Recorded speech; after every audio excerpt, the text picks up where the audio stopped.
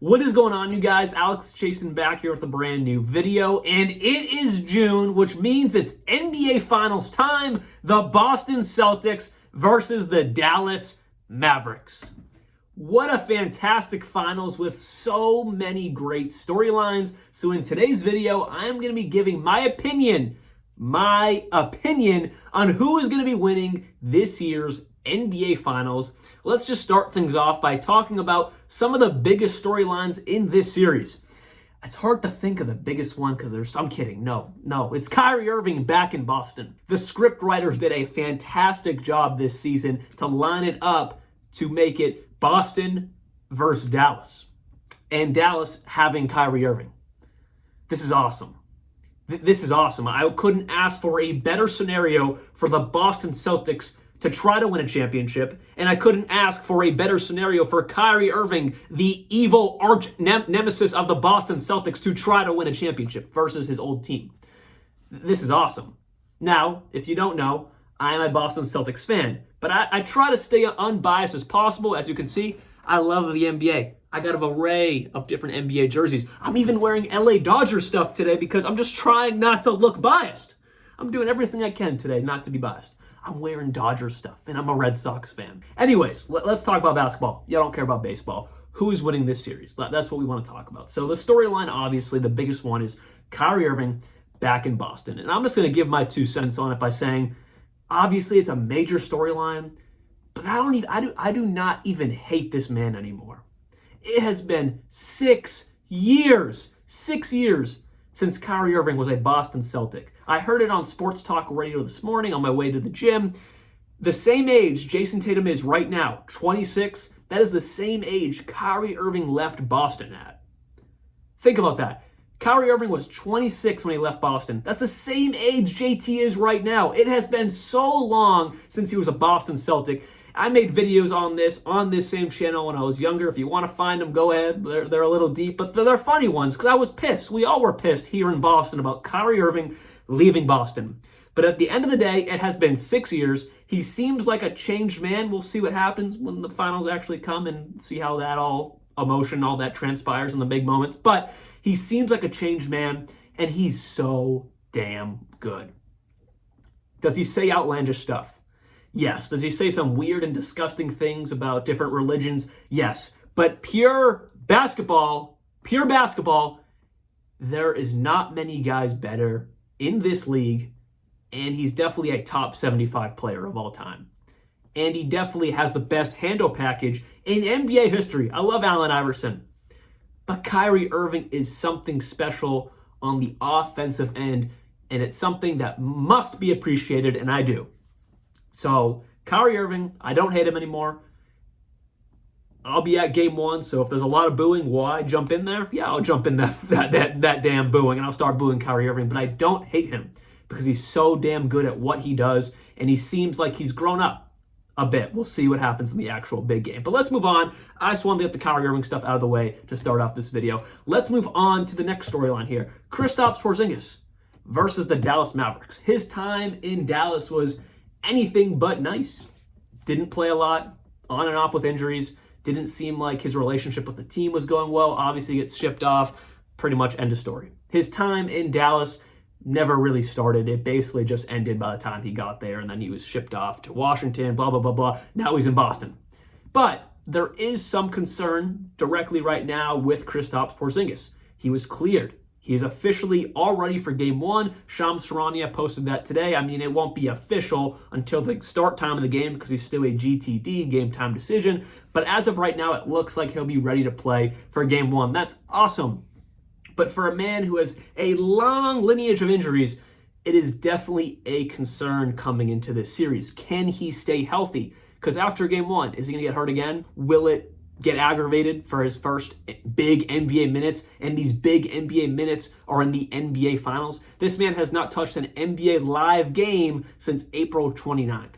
That's over a month. That is a lot for such a big man and just, playing in the NBA Finals. You got to be 100%, and if you're not, it's going to show, and they might get exploited because of it, that being the Boston Celtics. So there's definitely a concern of mine because matchup-wise, he's going to try to stop something that has not been able to be stopped this entire playoff run for the Dallas Mavericks. The new Lob City of Lively and Gafford. I don't know why the Lob City stuff hasn't caught on yet, but I'm going to continue to say it because the ability that Lively and Gafford have when either Kai or Luka are driving or just a pick and roll scenario, it is some of the best we have seen since Lob City of CP3, Blake Griffin, and DeAndre Jordan. Obviously, CP3, Blake Griffin, and DeAndre Jordan, those were all-stars. And then, of course, for the Mavericks, it's just Luka, who is the all-star, and then obviously Kyrie Irving. But it's just so reminiscent of how easy it was to make plays down low in the pick and roll scenario, pick and pop scenario, whatever it is. It is so reminiscent of that because of how dominant it is. It's insanely dominant. They blew up Rudy Gobert. They blew up Cat. They blew up Naz Reid. None of the big men for the Timberwolves could stop either of them. None of them, because they were so focused on Kai. They were so focused on Luka that they just went right around Gobert and dunked on him or whatever it was. They made the depoy, Rudy Gobert, look insignificant, insignificant in that series. They really did.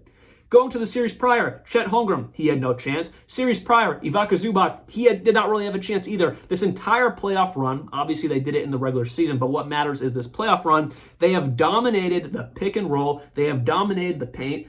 And I'm honestly a little bit scared for the Boston Celtics because you're relying on Kristaps Porzingis coming back from injury to defend this. If Rudy Gobert couldn't, what's Kristaps going to do? Especially someone who may not be fully healthy. And then I'm sure not going to be relying on happy belated birthday Al Horford to guard this because I love Al Horford, but that never was his game to guard something like this. And it sure won't be at 38 years old where we're just trying to get big minutes from him to make good defensive and offensive plays. But when it comes to this Lob City threat, I think he stands no chance. So that is a concern of mine for the Boston Celtics is how are they going to guard something that has been so entirely dominant this entire playoff run? I don't know. I really don't know. So who is going to win this series? I'm going to go with the Boston Celtics because obviously it's their time. It seems cliche and stupid to say that, but Jason Tatum and Jaylen Brown have been in this position before. Of course, Kyrie Irving has a ring, but that was years ago. On the Cavs, this is a different scenario with a completely, obviously different team, and you're with a different superstar, Luka Doncic, who has never been here. Jason Tatum and Jaylen Brown have been in this position. On top of that, they have been to countless Eastern Conference Finals. I don't need to give the resume. They are one of the most accomplished duos in the entire NBA that has not won a championship in NBA history. They are one of the most accomplished duos in NBA history who have not won a championship. And I hope that time is now. Because I just don't see a world where if they don't get it now, when is it going to be? Because the league is only getting better. The Thunder are only going to get better. The Timberwolves, they just got experience in big moments. They're only going to get better. The Nuggets are there.